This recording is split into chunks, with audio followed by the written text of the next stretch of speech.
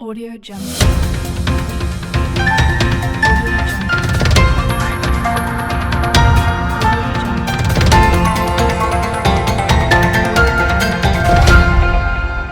Audio Jungle. નમસ્કાર, Saurashtra vision ન્યૂઝમાં હું એન્કર દેવ્યાની આપનું સ્વાગત કરું છું. ચાલો જોઈએ આજના સમાચાર. માણાવદર જુનાગઢ રોડ પર આવેલ આઈટીઆઈ નજીક થયેલ ચીલઝડપના બનાવનો ગણતરીના દિવસોમાં જ ભેદ ઉકેલી રોકડા રૂપિયા 9.5 લાખની રિકવરી કરતી માણાવદર પોલીસ. માણાવદર શહેરના અલગ અલગ જીન મિલોમાં કપાસ તથા કપાસિયાની દલાલી કરતા દિનેશભાઈ ગોવિંદભાઈ કાલરિયા, ઉંમર વર્ષ 61, ધંધો વેપાર, રહેવાસી માણાવદરવાળા, ગત તારીખ 13/2/2024ના રોજ તેમની મોટરસાઇકલ લઈને ગુણાતીત મિલમાંથી રૂપિયા 9,30,000નું કપાસનું પેમેન્ટ લઈ પ્લાસ્ટિકના જબલામાં મૂકી તે પેમેન્ટનું જબલું આગળ ટાંકી ઉપર બંને પગ વચ્ચે રાખી અને જુનાગઢ રોડ ઉપર આવેલ સનશાઇન કોટેક્સ મિલમાં ઉમેશભાઈ વિઠ્ઠલભાઈને તેઓને ખેડૂતોને આપવાનું પેમેન્ટ રૂપિયા 9,30,000 દેવા જતા હતા. ત્યારે માણાવદર આઈટીઆઈ તથા ગૌશાળાથી થોડેક આગળ જાંબુડા ગામના કાચા રસ્તે જવાના નાકા પાસે પહોંચતા ત્યાં એક અજાણી મોટરસાઇકલમાં ડબલ સવારીમાં 2 અજાણ્યા ઈસમો આવી ફરિયાદીને મોટરસાઇકલ ચાલકોએ ચાલુ બાઇકે પગથી લત મારી ધક્કો મારી નીચે પછાડી દીધેલ અને તેમાં ફરિયાદીનો ડાબો પગ મોટરસાઇકલ નીચે આવી જતા ત્યાં અગાઉથી ઉભેલો ત્રીજો અજાણ્યો ઈસમ ઉભેલ ફરિયાદી પાસે આવી તેમની પાસે રહેલ રોકડ રકમ રૂપિયા 9,30,000નું જબલું ઝૂંટવી ત્રણેય આરોપીઓએ મોટરસાઇકલમાં બેસી નાસી ગયેલ હકીકત જણાવેલ. જેના આધારે જુનાગઢ જિલ્લા પોલીસ કંટ્રોલ રૂમની મદદથી જુનાગઢ જિલ્લા તથા પોરબંદર, રાજકોટ અને ગીર સોમનાથ જિલ્લામાં નાકાબંધી કરવામાં આવેલ. ફરિયાદી દિનેશભાઈ ગોવિંદભાઈ કાલરિયા પટેલ, ઉંમર વર્ષ 61, ધંધો વેપાર, રહેવાસી નીલકમલ પાર્ક, માણાવદરવાડાની આ બનાવ અનુસંધાને અજાણ્યા માણસો સામે ફરિયાદ લઈ માણાવદર પોલીસ સ્ટેશનમાં ગુનો દાખલ કરવામાં આવેલ.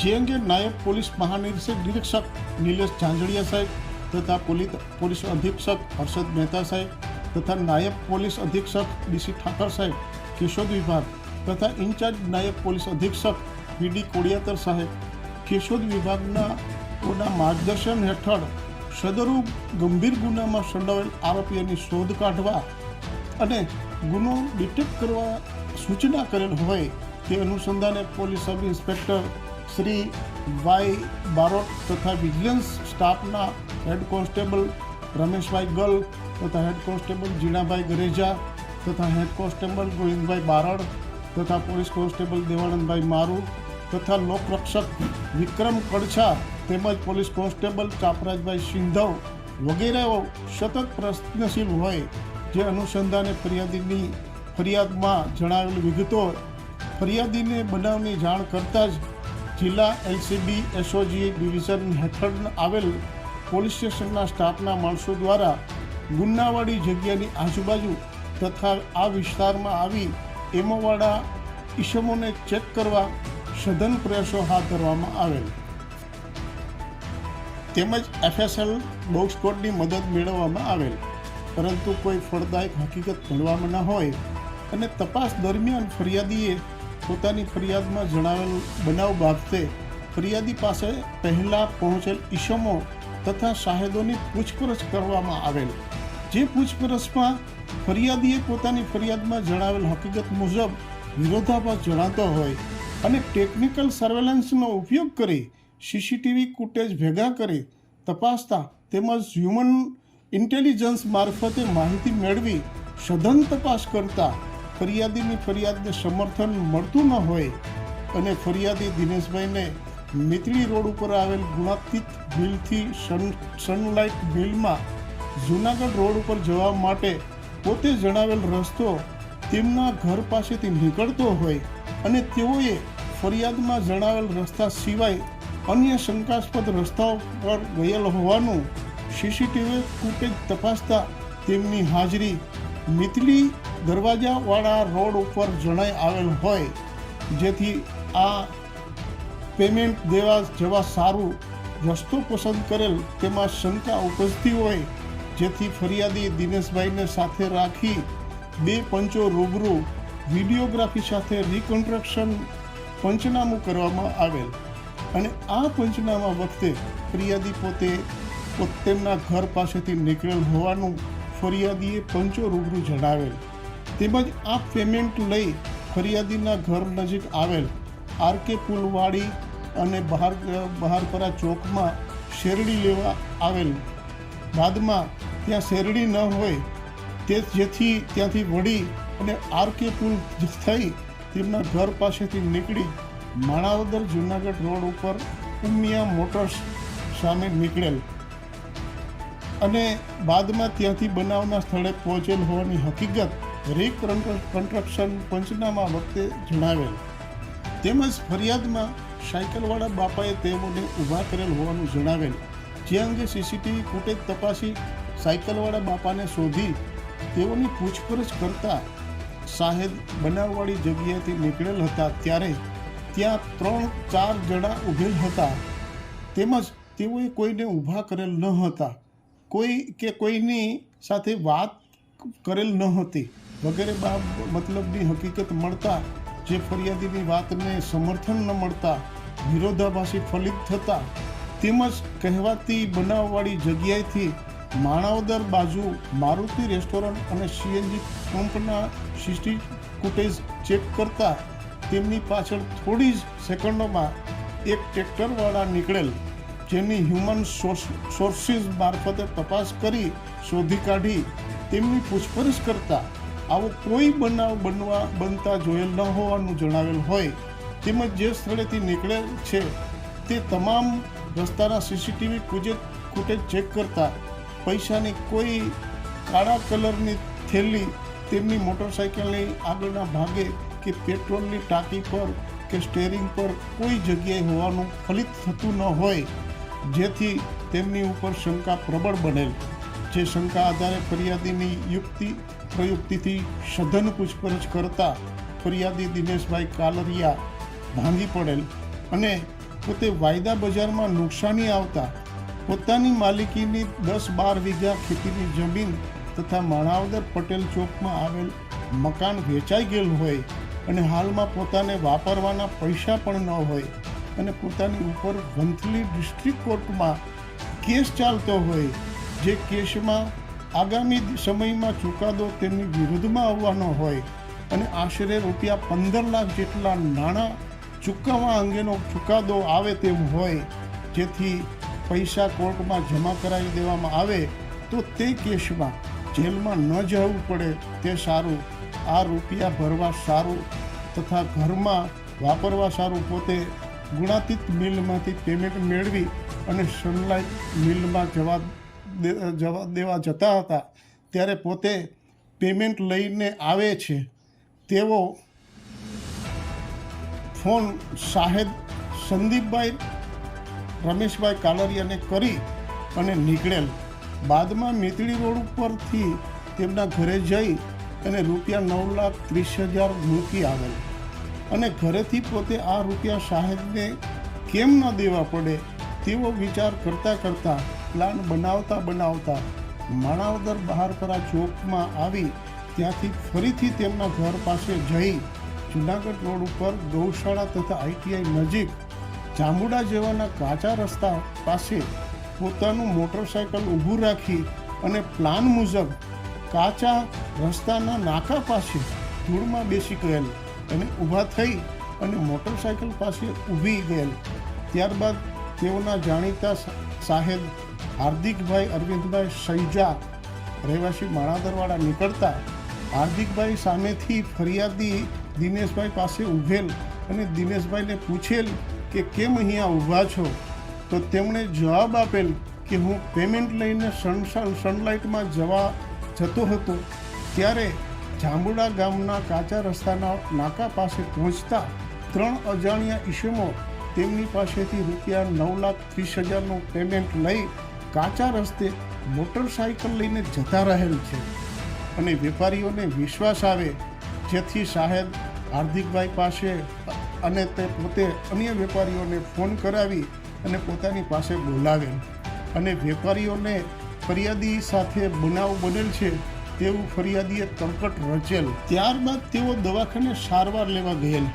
બાદમાં પોલીસ સમક્ષ ખોટી ફરિયાદ કરેલ હોવાની કબૂલાત આપેલ, જેથી આ કામે ફરિયાદીની કબૂલાત મુજબ ફરિયાદીને સાથે રાખી રોકડ રૂપિયા 9,30,000 રિકવર કરવામાં આવેલ છે અને હજી વધુ ઊંડાણપૂર્વક તપાસ કરી સઘન પુરાવો એકત્ર કરી ખોટી ફરિયાદના ફરિયાદી વિરુદ્ધ કાયદા કઈ રીતે કરવાની થતી ધોરણસરની કાર્યવાહી કરવામાં આવશે તેમ પોલીસ સ્ટેશન તરફથી જાણવા મળેલ છે.